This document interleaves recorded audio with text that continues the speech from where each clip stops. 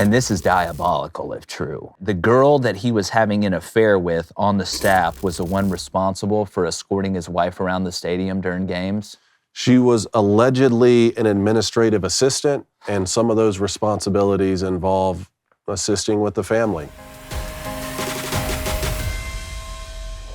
What is up, everybody? Welcome to another edition of Crain & Company. We appreciate you joining. Almost to 200,000 subs. We're almost to 197 right now, 3,000 away. And you know, today we had planned to put out a video on should Diego Pavia win the Heisman. We had it all set up, ready to go. It's a great conversation between him, Fernando Mendoza, Julian Sayin, and Jeremiah Love. But unless you've been living under a rock or you just landed on the planet, some of the craziest college football news that I've ever seen and we've ever seen was broken last night and added on to. Now, we did a preliminary video we released yesterday on the Sherrone Moore situation, and it got even crazier. And David Cohn, former Michigan quarterback, is here as usual. So is my brother, former Western State Colorado wide receiver, Blaine Crain. And there's been some more developments. And David, again, I said this yesterday when we did the emergency pod.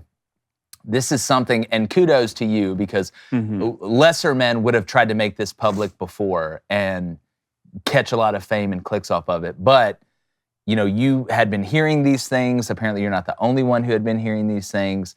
And you waited for it to become public to say what you knew. And yesterday you filled in a lot of blanks for people if they haven't seen that video. But it has now gotten worse as, let's just throw the mugshot up there. You can see it. Sherrone Moore has been detained. He is, I believe, still in custody. Yeah. And again, I want to make sure we go by London rules here. Moscow rules, watch your back. London rules, watch your ass. We're going to use the word allegedly, things like that, because again, we have not heard Sherrone Moore's side of the story on this.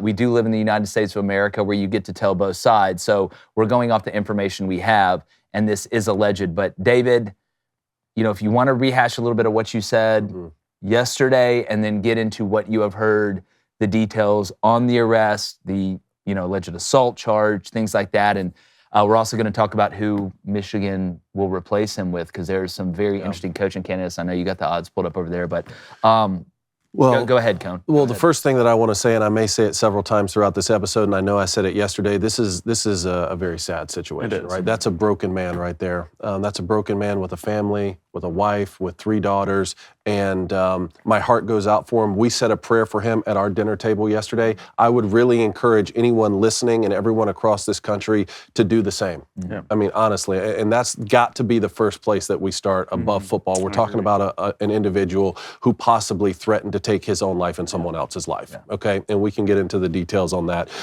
Like I told you yesterday, I got a call driving back up here to Nashville following the Oklahoma game from a very credible source, someone who's tied in with the program, not someone who's just a college football fan who gets disappointed after a loss, that there was evidence that Sherrone Moore had engaged in an inappropriate sexual relationship with a staff member who he had elevated and promoted up through the ranks, and that relationship possibly resulted in a pregnancy that was then terminated. Okay, this is what I heard following the Oklahoma loss. I followed up on this with a couple different people, and anytime that I would hear someone say, I've heard similar things, I would hear someone else say, that always happens with college football coaches when they lose a game. I just watched LSU try to fire Brian Kelly with cause and not pay him $54 million, and I watched Ole Miss fans come out of the woodwork and say very similar things, quite frankly, about Lane Kiffin. And that's a little bit more in his MO, right? Sure. I mean, I'm not accusing him of anything, but I'm just saying we've seen this at times, and I certainly didn't want to be an individual who was responsible for ruining a man's life, particularly if that story was not true, if those were not facts. But then also this show and everything that you guys have built and this company that we work for, and be ostracized from the Michigan program forever. So I tried behind the scenes to do my due diligence. Apparently a lot of other people were as well, because that's when I started to be able to corroborate certain things. And again, after the USC loss, I heard similar information, right? Again, but it's a lost football game. Obviously, the entire internet blew up following the loss to the Buckeyes, but Ward Manuel, the athletic director, didn't move on that right away, and Sherrone Moore just gave a press conference following the signing day on Monday to address the media and say there were going to be no more coaching changes. Ironically, we're having a head coaching change. obviously a lot of people are going to be asking the question, what did Warren Manuel know and when did he know it? This is where I want to go to John U. Bacon right now, because I don't think there's a more credible source as it relates to the University of Michigan football than John U. Bacon. He posted this an hour ago. He said, more information. UM conducted an internal investigation interviewing both Sherrone Moore and the employee in question separately, I presume, this past summer. Both said no way, no how anything was happening between them, which didn't give UM much to go on. Yeah. That account apparently flipped yesterday morning. I've heard that the staffer allegedly played ball, like this report says, for a long time, and maybe her father got involved. And if he did, good for him. For sure. If he did, good for him as the father of 2 daughters, and said, no, this can no longer continue. Apparently, after Sherrone Moore was told one-on-one by Warren Manuel that he was fired, he went apoplectic and apparently threatened to take his own life, either in front of his wife or possibly allegedly broke into the house of the staffer, threatening to take her life and possibly his own life, which resulted in an arrest by an apartment complex, fellas, that I lived in when I was at Michigan on Ann Arbor Saline Road. Like, again, these are people and communities that we're talking about here. Well, and to me, and again, it's not condoning this, Sherrone Moore, if it was just the relationship with the girl that got him fired, that would not be a first in college athletics. That would not be a first in professional athletics. We see it happen all the time where relationships within an organization lead to the firing, especially if that individual is married and stuff like that, of a head coach. It's what happened after that I think has given this story just an extra oomph of tragedy and just awfulness. I don't know another way to explain it. So, and again, it is alleged, but from what you know, obviously Warren Manuel had a conversation with Sherrone Moore telling him, hey, you're fired, and this is why. I'm sure Sherrone Moore probably knew why before he even told him why.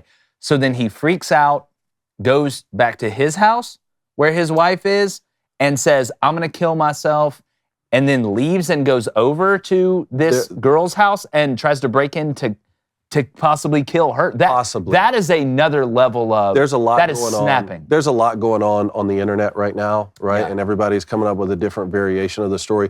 I've heard, like, the essence of what you just said and what I said before is what I've heard from credible sources. And again, I'll go to... And they wouldn't arrest you for nothing. I'll go back to John U. Bacon here again, and this was from, he has a post from 11 hours ago and then an update 4 hours ago from reliable sources. The UM employee presented irrefutable documentation about Moore's conduct to U of M leaders this morning, so that would have been yesterday morning. The president and regents had seen enough, and Manuel fired him yesterday afternoon. Moore is now detained in protective custody in a mental health institution. Potential update / correction, Moore is being protected by mental health professionals around the clock, but I've heard different reports as to where. Might be a distinction without a difference, but I wanted to clarify. I mean, this is just crazy, man. The question that's going to turn into, that everybody's going to ask, is when did Warren Manuel know? Yes. When did everybody actually know? Was this a real thing? Did they wait for after signing day before letting this guy go? Did they tell the recruits that they signed? That's the information which I don't know. I don't know if anybody knows really. Will we find out? Because I'm not one of those guys who's just going to jump the gun and say that, well, they knew. Yeah, well, here's what I think on that. You tell me if you think I'm wrong. And again, this is all alleged. I'm not going to sit here and say I know this for a fact. I'm just following the bouncing balls here. I just don't think it's a coincidence that signing day was so recent. The coach had been under investigation, right, to a point where I believe you had heard some rumors that players had asked leadership. I heard some of the recruits asked, is Sherrone Moore under investigation? And legally, they had to tell them yes. I don't know that for a fact, but then if that's the case, there needs to be language in the NLI with your national letter of intent that states that they can get out of recruiting. And again, not just even NLI, as we're talking, but NIL too. Right? 100%. And look, this is a rolling thing. We might find out people are decommitting left and right. I don't know. And at this point, like I said, all of that's secondary. Who the next head coach is and which recruits are going to bail, and is Bryce Underwood. Like, we're talking about a man who possibly, allegedly, is threatening to take his own life. And, and that's the part that's just, as a human being, you screwed up. You obviously screwed up, but it's hard not to feel empathetic if it's gotten to that point. You talk about a fall, the quickest fall from grace I've seen in a while. Also, me personally, this has gotten so bad, regardless if Ward Manuel handled this perfectly or not, I don't know how he's not fired. See, like some things are just... Let's get into that then. Let's get into that. Because it's tough, but like we've seen it. I mean, I don't think Ward Manuel should be held to account for someone else's actions, just for someone else's actions. Right? I do agree. Like this idea that what the head coach did was so bad, we have to clean house with everyone. I don't think that is right. Did Ward Manuel's actions, does that deserve a termination? And it sounds like the regents are having a call today.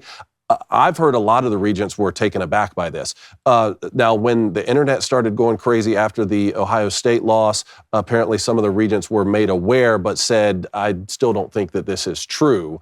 And then another investigation was completed yesterday morning. But again, if you're the athletic director and you're Ward Manuel, right, like every single rumor that comes to your door, like you can't just, open an investigation every single time you hear some rumor, no matter how salacious, right? So at what point did Ward Manuel get enough evidence where he said, okay, this is credible, I need to run with this? John Bacon is saying that there was some sort of investigation done this summer where Sherrone and the staffer in question were both interviewed, and she, for lack of a better phrase, played ball. Right? Mm-hmm. At that, if you did that as the athletic director, you've done some sort of due diligence, sure. Right? And if she maintained that story, and I've heard she said the relationship was platonic and that it was not sexual in nature. If she's not the one coming forward and the wife doesn't know anything about it, like what more do you want from the athletic? And again, I that's the sad part is I'm not even saying that Ward Manuel could have handled this beautifully, but some disasters are so big. You've got to fire the top. Like we've seen that in other businesses. Like it's just the nature of the beast. And again, I feel for him if that ends up happening. Now, if he didn't handle this right, obviously he's going to get fired. We'll continue. I'll tell you what I have a real problem with though is if Ward Manuel knew that there was conduct that should result in a firing of the head football coach, and he sat on that to say, well, we're 9-2. Let's wait and see if we beat the Buckeyes. Because at that point, we could not only be in the Big Ten championship, we could possibly be in the college football playoff, at which case we'll take a different course and maybe sex addiction rehab or something like if you're making your decision based off the on-field performance, I have a real problem with that. And I've told you guys that for a long time now with all these different coaching situations.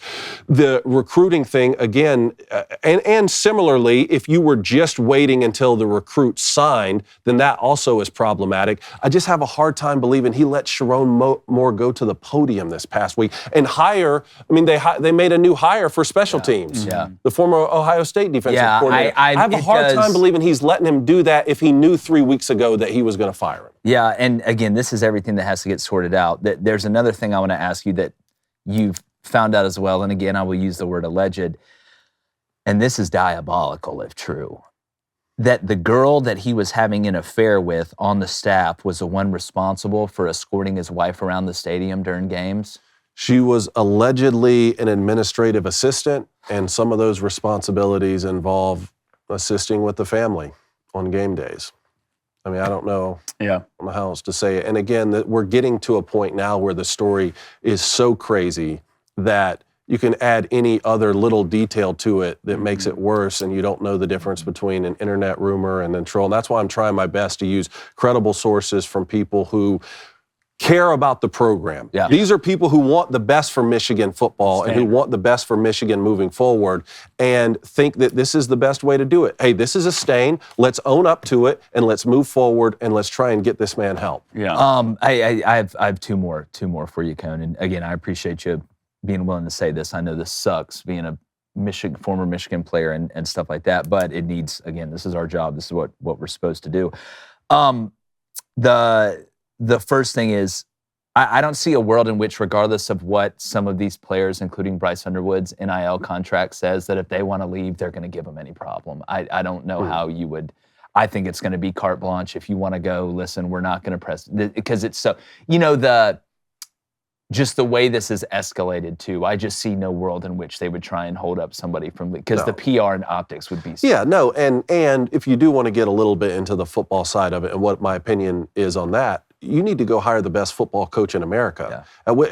And then if those recruits don't want to play for the winningest program in the history of the sport, and hopefully whatever great coach you've hired, then leave. Yeah. Like the best thing for Michigan football moving forward is to hire the best football coach and let the Dusty May on the basketball side is proving this right now. Kirk Cignetti at Indiana is proving this right now. Players now these days can come and go, and even if we lose great players, they need to hire a great football coach, and quite honestly, someone who does fit the Michigan man mantra, someone who can come in there with integrity, because scandal after scandal, that's just not what this university stands for. Yeah, and the last thing, and again, I'm asking you this as a brother more than a friend, because I mean we've been in this long enough together. I consider you a brother, and I think this question needs to be asked. You know, we hear a lot about the Michigan standard and being a Michigan man.